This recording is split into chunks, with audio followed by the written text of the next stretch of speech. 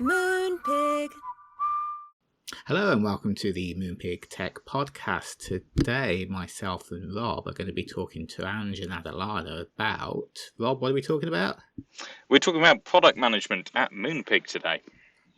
Fantastic. So, shall we let our guests introduce themselves? I'm Ange. I'm a product manager at Moonpig for the product studio team. We're responsible for internal tooling, one of which is called Studio, which our art workers use. And we're also responsible for product data and how it's surfaced to our clients.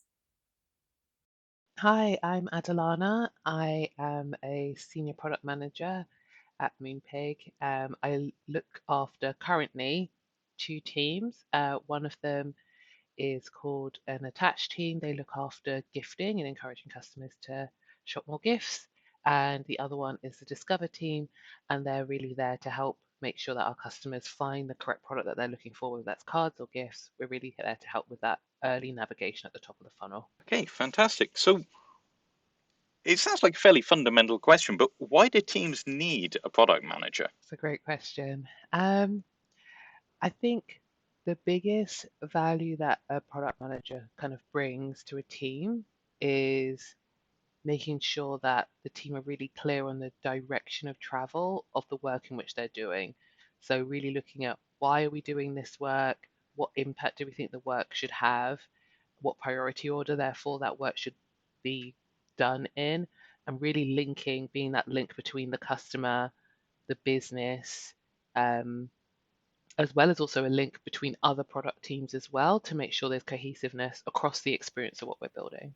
We're also the people who help translate what the business goals are and help us set team level OKRs almost and set team level goals as well to help ladder into those business goals and also help solve customer problems as well that we find.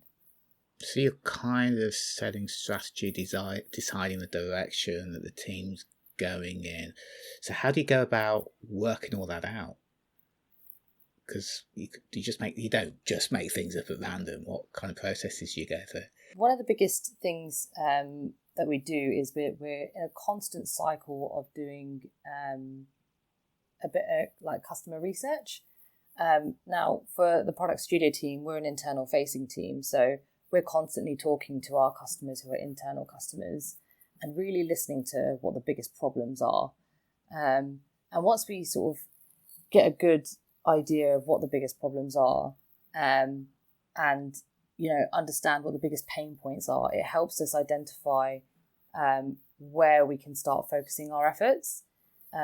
Usually these do align to our sort of business goals as well, but customer research and really listening to what the biggest pain points are and really trying to help our customers achieve what they've set out to do is essentially what plays a huge part in how we start creating some of the direction that we go in.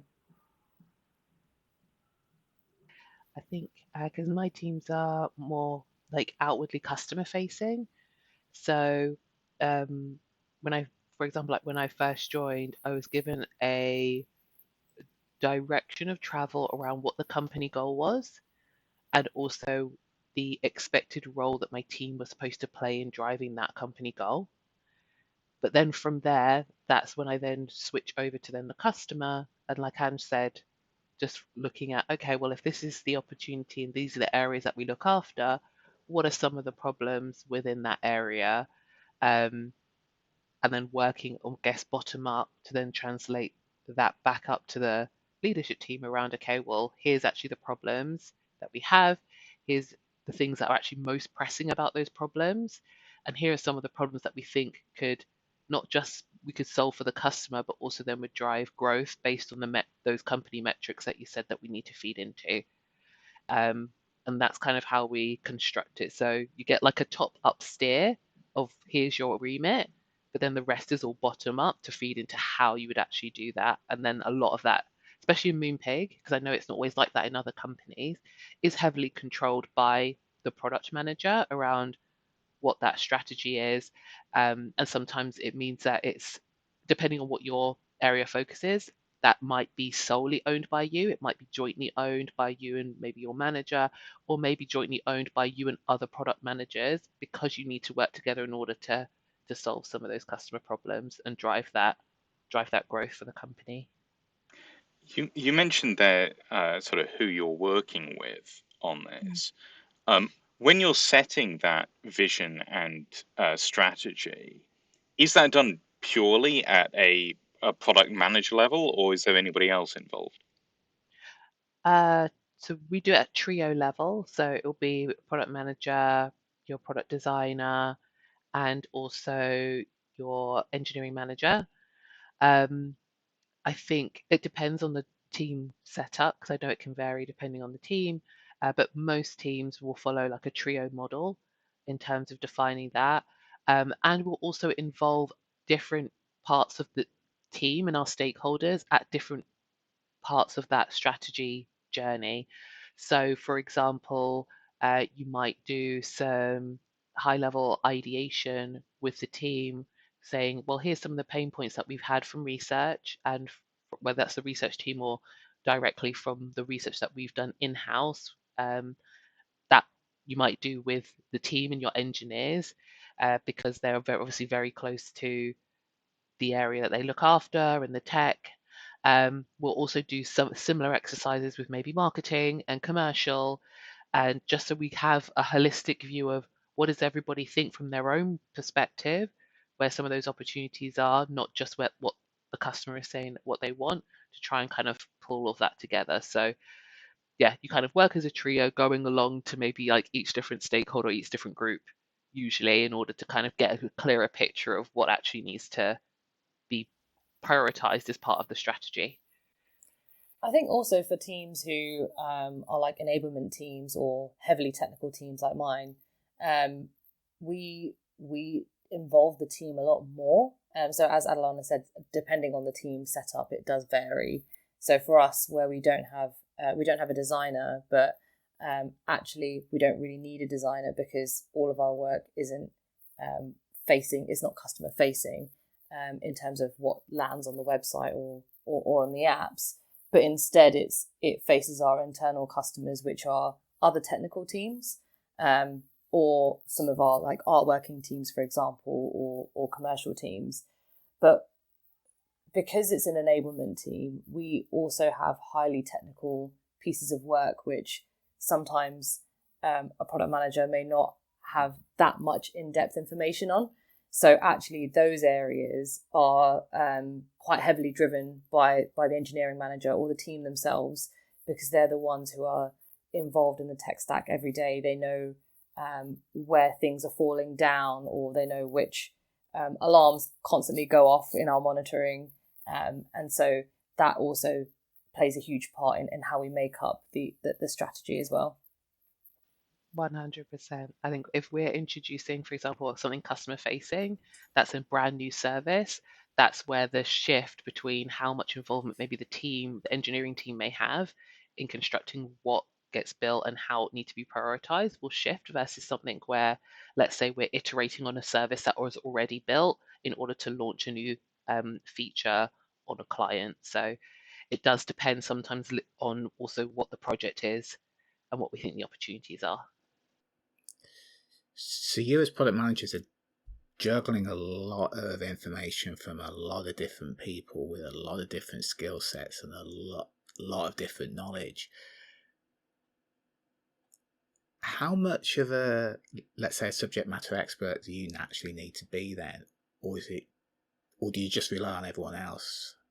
Or, when you go in fresh compared to after being, how much do you have to upskill going from team to team? It's a good question. I've gone to quite a few team iterations. I would say if you're more like customer facing, at least, like my experience, more customer facing teams, you do need to upskill into being a subject expert pretty quickly. But I think it depends on what you define as a subject expert. My subject is my customers. So I need to make sure I understand what the customer needs are quickly, and that's my main priority. I don't necessarily need to be a technical expert in terms of how our services have been set up, or a expert in terms of commercially how we tend to trade this thing. Those I will rely on the other stakeholders who those are their expertise in order to tell me information about how all that works. So I will probe to make sure to get that information. But for me, the expertise has to be around the customer and the customer problem. So that's the big thing that you do need to be an expert in, and you have to scale up pretty quickly in order to then get a good feel of what's happening. And luckily at Moonpig, we've got a lot of support with that. So we've got some brilliant designers who do a lot of research themselves. But also we have a research team as well. And there's a lot of research that's been conducted on our customers previously. We've got a great analytics team as well.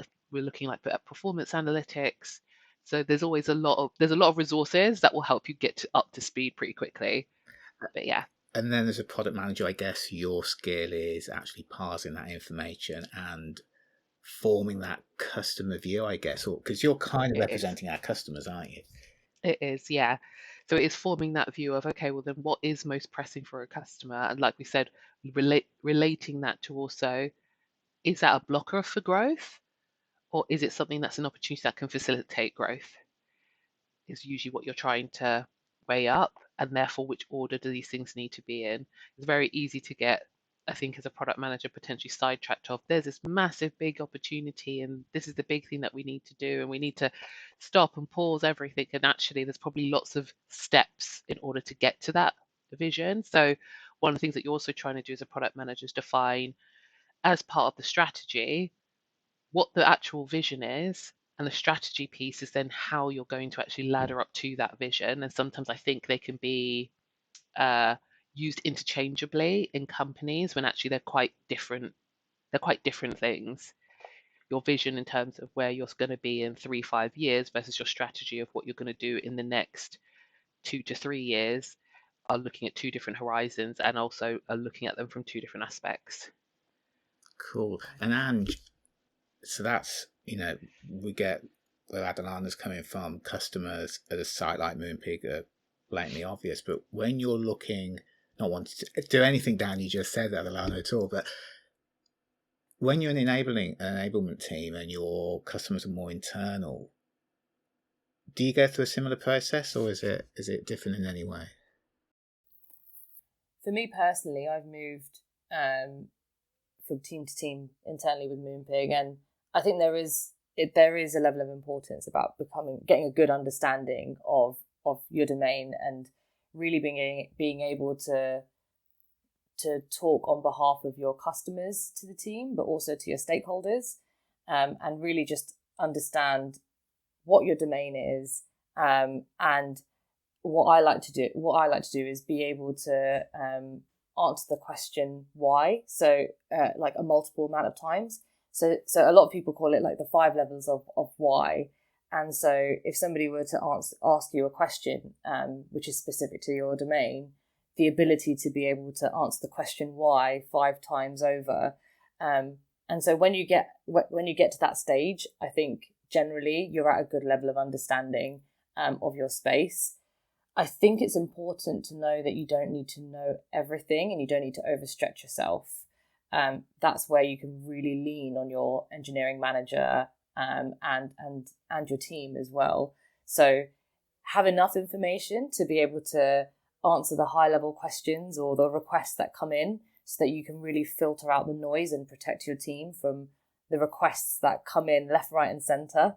But also not having to overstretch yourself to a point where you don't need to answer every single technical question. It is okay to say, right, I'll take that away and I'll ask the team. And so there's definitely a fine balance that you need to strike, especially when it comes to a quite a technical team. Yeah, I completely agree with that, and like I live by the 5 levels of why, because it really does help you get like really to the core of what the actual customer problem is as well. It's really easy to stop at maybe 1 or 2 levels and think you have a good understanding and start prioritizing features and prioritizing initiatives, and actually sometimes what a customer says they want is not necessarily what the solution that you need to build. So getting really deep into those 5 layers really does help. And very often, like Andrew was saying, like there are certain times when actually some of the questions that we'll get asked will go straight to engineering, for example, like straight to my engineering manager or straight to my designer, because we're often working so closely as a trio. I think the culture here at Moonpig is very open to that. Everybody takes accountability for the work that they're producing as a team. So it's not usually just like every question has to get funneled through a product manager if we know that the domain expertise sits elsewhere. Yeah, for sure. And there's also a piece in there around how you communicate what the problem is to people of different levels of technical competence. So where I may not know the exact technical detail, someone else will be able to explain it to me in such a way that I'm able to then understand what the problem is, because there is always a trade-off between like a customer facing problem or a technical problem that needs to be resolved, or even tech debt. Sometimes that can really pile up. And so really being able to understand the detail enough to then be able to make a priority call, especially if your team is small or a bit light, or if you don't have enough time to get through everything. How do you prioritize the technical things over the sort of non-technical things? And so there is an art that I think everybody here is quite good at in terms of being able to communicate a highly technical problem in a non-technical way, which is quite useful as well. It sounds like the role very much sits at that level of having a broad overview of everything and quite a sort of high level view of things. Beyond the 5 whys, are there any other approaches or techniques that or things that you bear in mind whilst trying to get that level of understanding and get up to speed quickly? I think really just for me, sitting with your users. So I've got the luxury of being able to sit side by side with some of our end users, so I can really be there in the day in the life of somebody who goes through and uses our products and goes through our different workflows and really see what the pain points are. Sometimes you sort of see a problem and it's quite easy for somebody to solutionize and say, oh, I'd love to have this feature, but actually, what's the problem and what are we trying to achieve? Because there might be another way to get there. And so one of the things that I found really useful when I first moved to the product studio team was just sit there and shadow our users, which in a more like sort of traditional form would be watching recordings of your users using your product, which is an exact translation of that.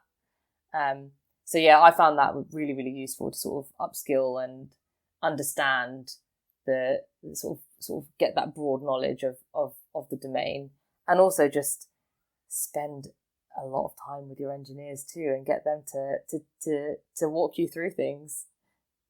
Yeah, I think for me, dealing with the two teams that I deal with, because we have like very big initiatives that sit within those teams as well, and they are a lot of the initiatives that are coming through now are multi-team, whether it's the product teams or stakeholder teams. I find that the best thing for me to do is spend as much time in discovery as possible. And I don't mean that in the sense of spending a lot of time in discovery, but it's more about the split of my time will be more in discovery to make sure that everybody has clarity over what we are and aren't doing, why we are and aren't doing something, and the priority of the things that we are doing is way more valuable for everybody around me than me spending too much time, for example, with the day to day of like running a stand up or running a retro and things like that. Because actually the teams can do those things themselves in engineering. Like, again, there's a lot of accountability in engineering and self-organization. The best thing that I can do for for the engineering team, for the other product teams as well, for the senior leadership around understanding what we're doing and why, is spending my time making sure I've got really good clarity of what we're doing and why. So that's what I tend to spend a lot of my time doing. Doesn't mean I'm writing up a lot of documents or anything like that, but it's more just, it's actually thinking time. It's a lot of thinking time to then make sure, is this clear? Does this link back to the company goals, the product goals, the goals that we have for the team, the goal that we have for, let's say, our budget and things like that? Like, do all these things sit together properly? Do they sit together with the strategies I know that are happening across the other product teams, and how will those things ladder up? Are there any new opportunities that are happening when I speak to data science or when I speak to, commercial? Those are actually the things that I end up spending most of my time on to then really help. So yeah, that's probably the other thing that I would say really, really makes the job a lot easier for everybody in terms of what we're doing and why.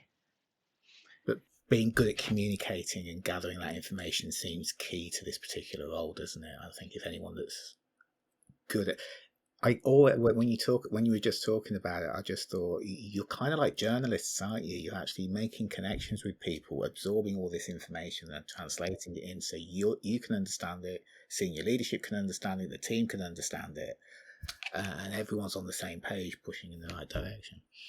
Yeah, 100%. There's a lot of influencing and storytelling that comes with this job, which I don't necessarily think always gets called out when you're looking at what do product managers do. They'll talk a lot about the tools to use, but not what you're actually doing, and the fact that you use those tools to help facilitate what you're actually trying to do.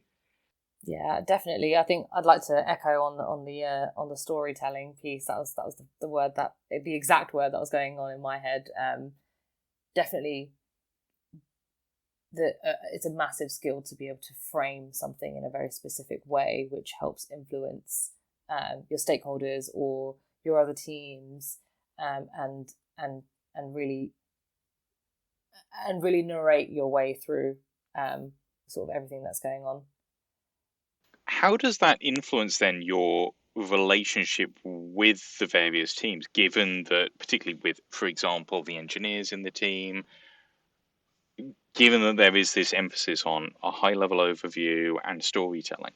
I think it depends on how you run your team. Most of the times I'll do it like they're never not in the loop of what's going on. Even like if I'm doing like stand-ups or anything like that, I'll have conversations with them about, well, what's some of the conversations that are happening at a high level? What are some of the things that I'm considering?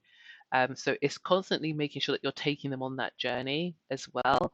I think a big mistake a lot of product managers can make is you do all of that stuff separately, you don't involve anybody, and then you present it back, and then you're trying to, it's a real uphill battle at that point to then try to influence your team and get them on board and also get their feedback as well.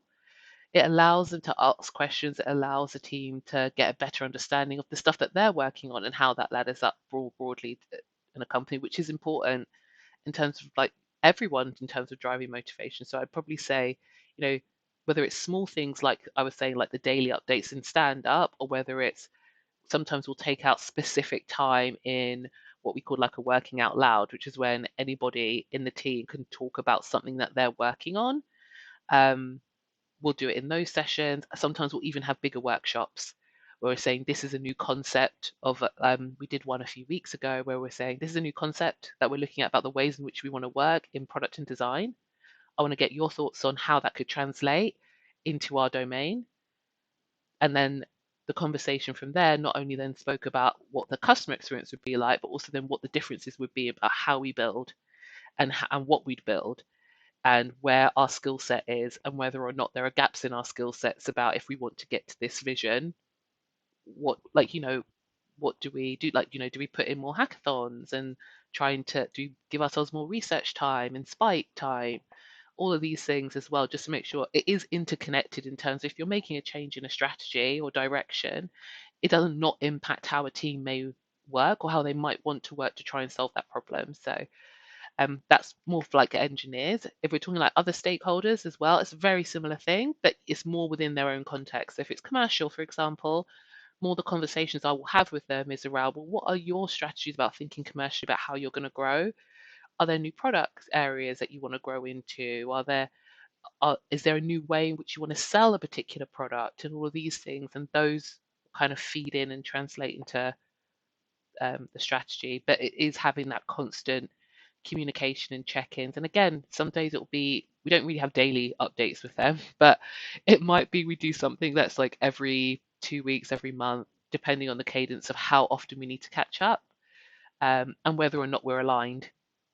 You tend to have more conversations with teams as you're trying to establish alignment.